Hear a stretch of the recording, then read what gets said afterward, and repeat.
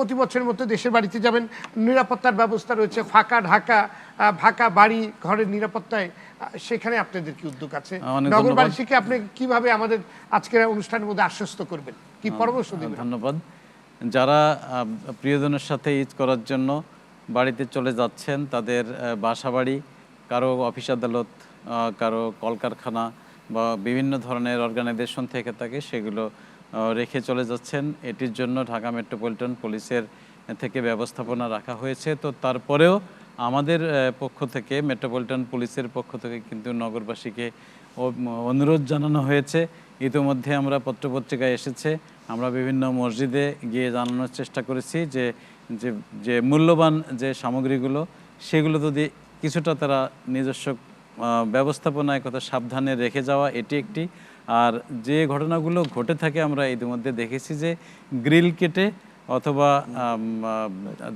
জানালার যে তালা সেটি কেটে কিছু চুরির ঘটনা কিন্তু আমরা ইতিমধ্যে দেখেছি, যে যখন বাসায় কেউ থাকে না, মানে বাসাটা লাইট বন্ধ দেখা যায়, 2-3 দিন যদি বন্ধ দেখা যায়, তাহলে চোর তারা রেকি করে বুঝতে পারে যে এই বাড়িতে কেউ নেই। তো সেই ক্ষেত্রে তারা সেখানে একটি টার্গেট হিসেবে নিয়ে থাকে। তো সে বিষয়ে একটু সতর্ক থাকার জন্য বলা হয়েছে। আর পুলিশের পক্ষ থেকে আমাদের যে চেকপোস্ট, টহল এবং এটি ছাড়া যে সমস্ত নৈশ প্রহরী থাকবে, সকল নৈশ প্রহরীর সাথে এবার আমরা নতুন করে করেছি যে তারা পুলিশের আওতার ভিতরে এসে তারা পুলিশকে সহযোগিতা করবে যে এই ধরনের কোনো ঘটনার জন্য। এবং প্রত্যেকে তাদের সিসিটিভি ক্যামেরা, এখন আমি মনে করি যে বেশিরভাগ বাসায় সিসিটিভি ক্যামেরা রয়েছে। সিসিটিভি ক্যামেরা একটি বড় দুর্বলতা দেখা যায় যে সেটি তারা বাসার সামনে সিসিটিভি ক্যামেরা রাখে, কিন্তু চুরি ঘটনাটি কিন্তু সংঘটিত হয় পেছন দিয়ে, গ্রিল কেটে ঢোকে। তাহলে পিছনে যাতে তাদের সিসিটিভি ক্যামেরাটি থাকে এবং সেটি চালু থাকে, সেটির ব্যবস্থা রাখার জন্য আমরা অনুরোধ জানিয়েছি ইতিমধ্যেই। এবং আমি এই আমাদের RTVর মাধ্যমে সকলকে অনুরোধ জানাচ্ছি এবং আশ্বস্তও করছি, ইনশাল্লাহ ঢাকা মেট্রোপলিটন পুলিশ সর্বদাই আপনার পাশে রয়েছে এবং এই সময়েও থাকবে। জি, জনাব হাবিবুর রহমান, আরেকটি ছোট্ট প্রশ্ন আপনার কাছে আমার আছে।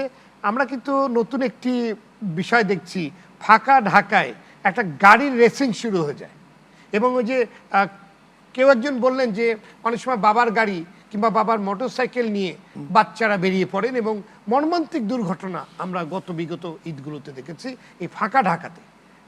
এই বিষয়ে যদি আপনি কোনো নির্দেশনা দেন। ফাঁকা ঢাকায় এরকম হয়ে থাকে। এটি ছাড়া আমি আরও সমাজ স্বীকার করতে দ্বিধা নেই যে আমাদের যে শেখ হাসিনা সড়ক, যেটি সরণি, যেটি আমরা 300 ফিট হিসেবে চিনি, সেটি অত্যন্ত একটি আধুনিক রাস্তা এবং অনেক চওড়া রাস্তা।